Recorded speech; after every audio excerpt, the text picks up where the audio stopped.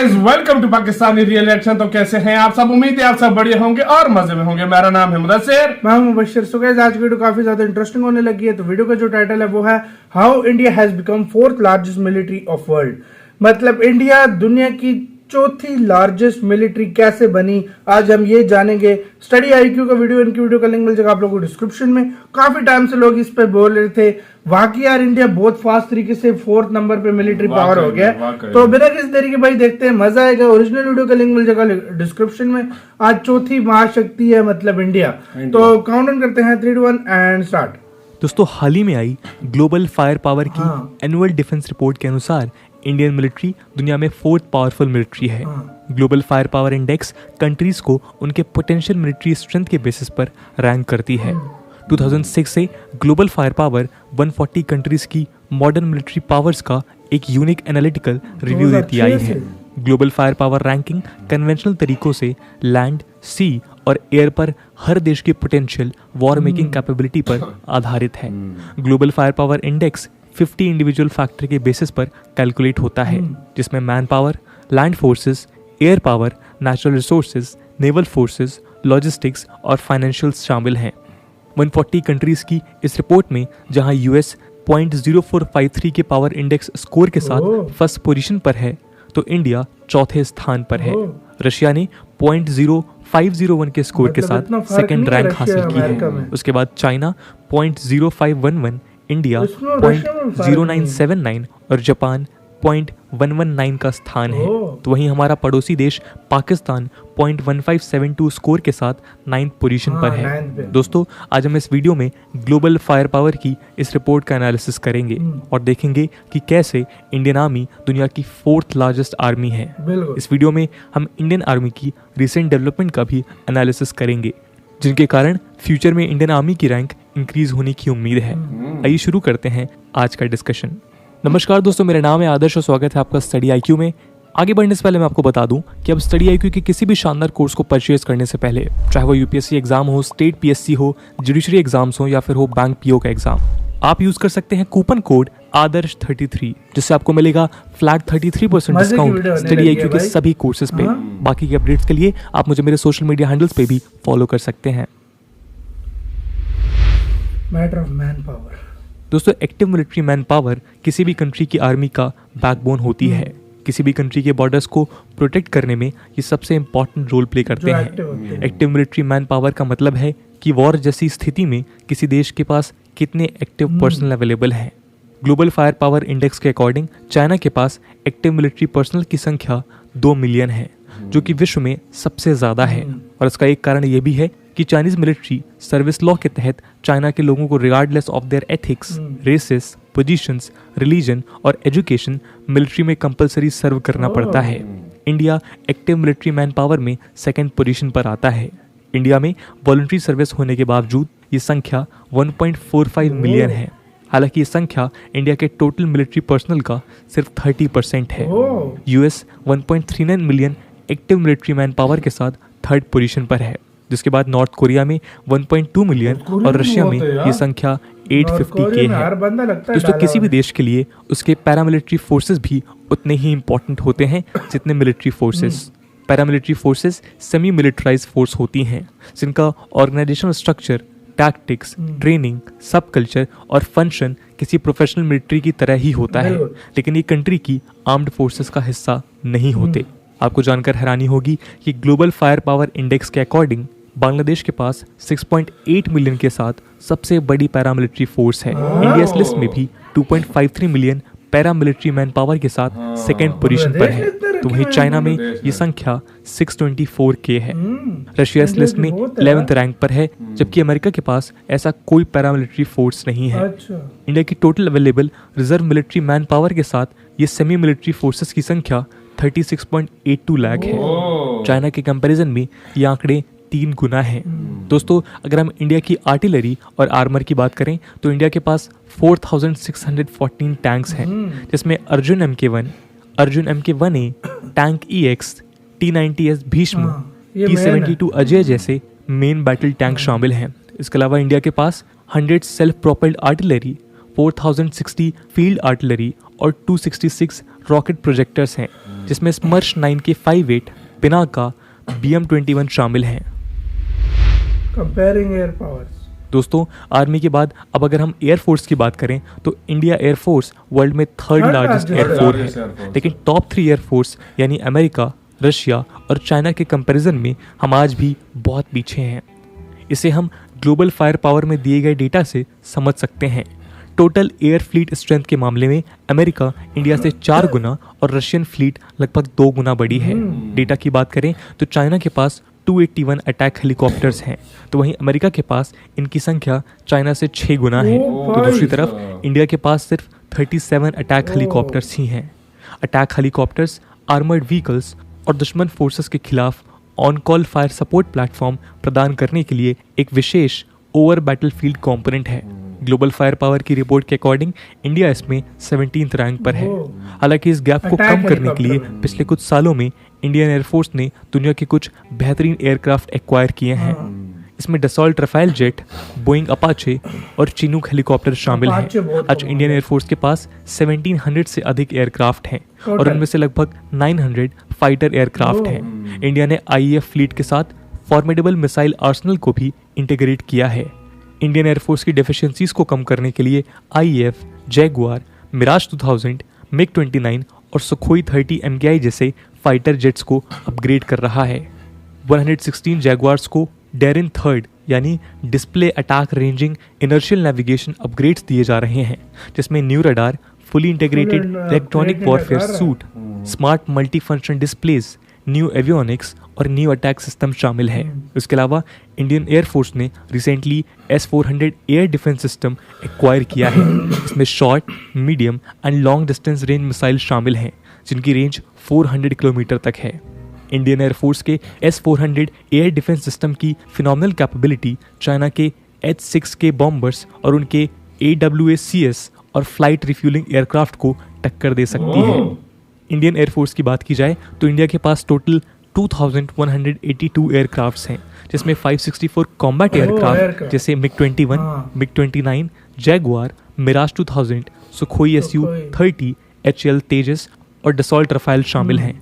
इतना ही नहीं, 130 dedicated attack aircrafts, 71 special mission planes, 805 helicopters और 37 अटैक हेलीकॉप्टर्स हैं, जिनमें HAL light combat helicopter, Boeing Apache AH-64, HAL Rudra, ध्रुव, चेतक, चीता शामिल हैं। ये इंडिया के अपने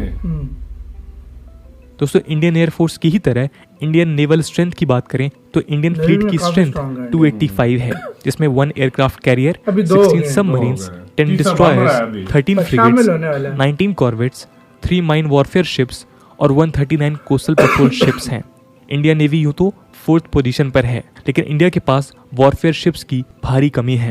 आपको जानकर हैरानी होगी कि इंडिया वॉरफेयर शिप्स के मामले में न केवल डेवलप्ड नेशंस बल्कि अपने नेबर्स जैसे पाकिस्तान और बांग्लादेश से भी पीछे है। इसे हम इस बात से समझ सकते हैं कि इंडिया के पास एक भी काउंटर माइन वॉरफेयर शिप नहीं है। वहीं दूसरी तरफ बांग्लादेश के पास ऐसे 5 और पाकिस्तान के पास ऐसे 3 वेसल्स हैं। इंडिया करेंटली इस रैंकिंग में चाइना, यूके और इटली से पीछे है।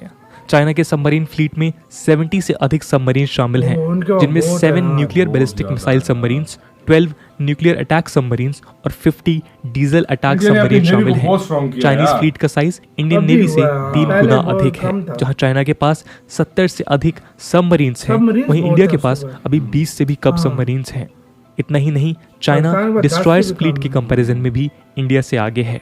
चाइना के Renhai class advance guided missile destroyer की रेंज 5000 नॉटिकल माइल्स है और ये ब्लू वाटर ऑपरेशंस में कैरियर स्ट्राइक ग्रुप्स को एस्कॉर्ट कर सकती है।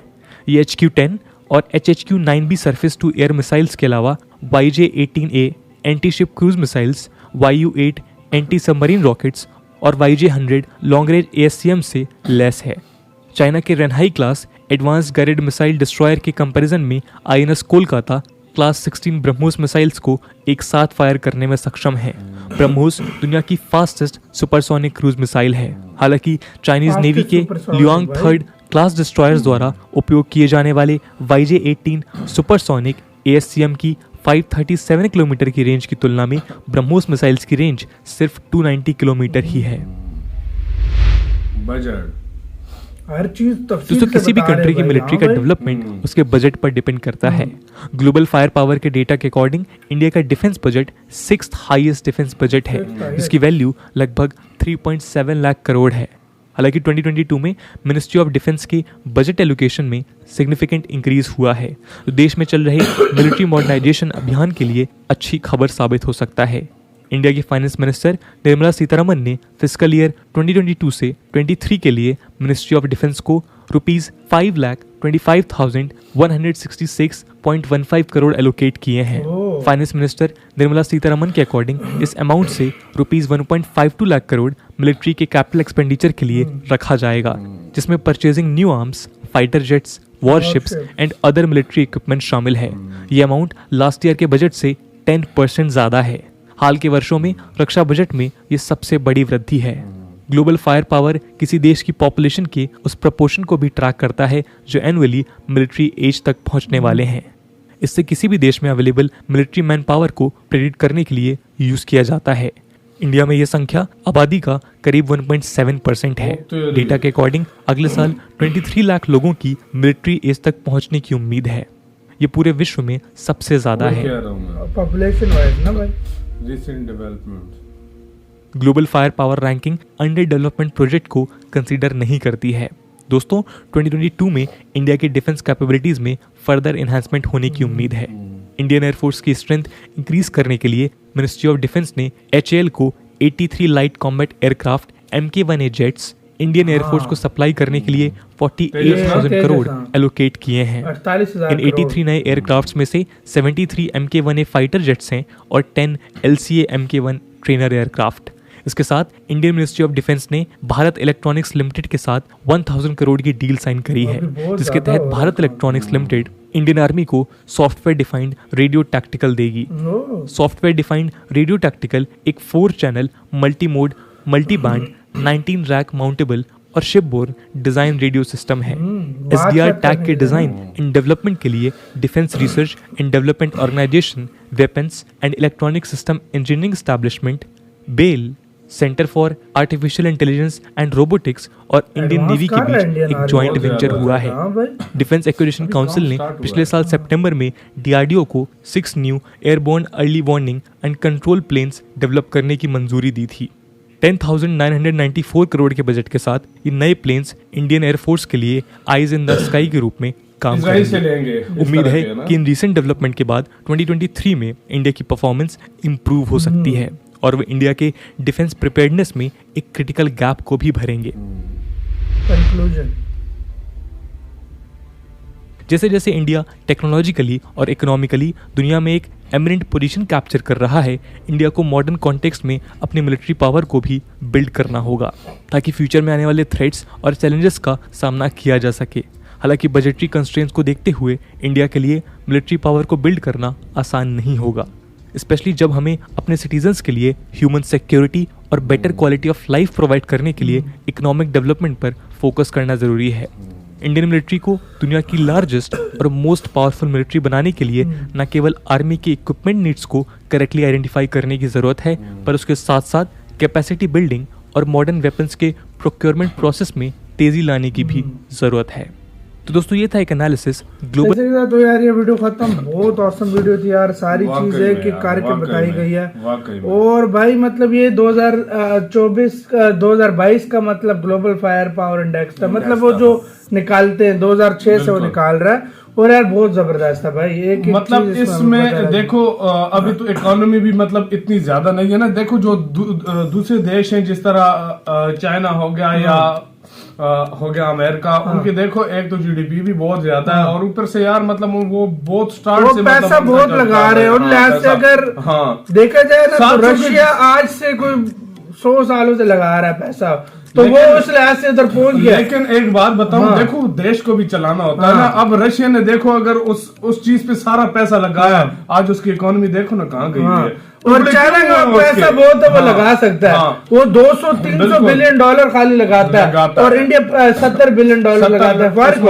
अब देखो अगर 2040 का 4th नंबर 2040-50 तक इंडिया अगर हुआ तो इंडिया उस लिहाज से अगर मैं कहता हूं तो इंडिया के उससे काट जाएगा, चाइना को भी काट जाएगा इस लिहाज से। मतलब इस लिहाज से हुआ तो मतलब इंडिया अपना अब देखो यार, मैं एक छोटी सी बात बताता हूँ। इंडिया को इस टाइम सबसे ज्यादा जो मतलब दिक्कत थोड़ी सी आ रही थी ना, वो नेवी में।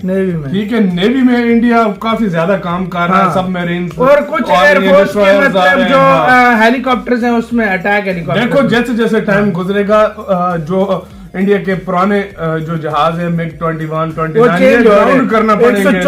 114 एयरक्राफ्ट इंडिया ने अभी वो रखा हुआ भी है जो ऑर्डर देंगे, बिल्कुल उसको कमी पूरी करेंगे। उस लिहाज से अगर देखा जाए, ये भी तुम देख लो, इंडिया के पास 80+ जो है ना तेजस आ रहे हैं। उसके बाद अब M का तैयार हो रहा है, अभी तो फूफो का भी सुन रहे हैं कि मतलब वो भी आ रहा है, तो मतलब काफी ज्यादा काम चल रहा है इसके ऊपर यार। तो गाइस आप इसके बारे में क्या कहते हैं अपने राय में कमेंट सेक्शन में दो। इधर ही वीडियो खत्म करते हैं। अपना बहुत ज्यादा ख्याल रखना। तो यार बाय।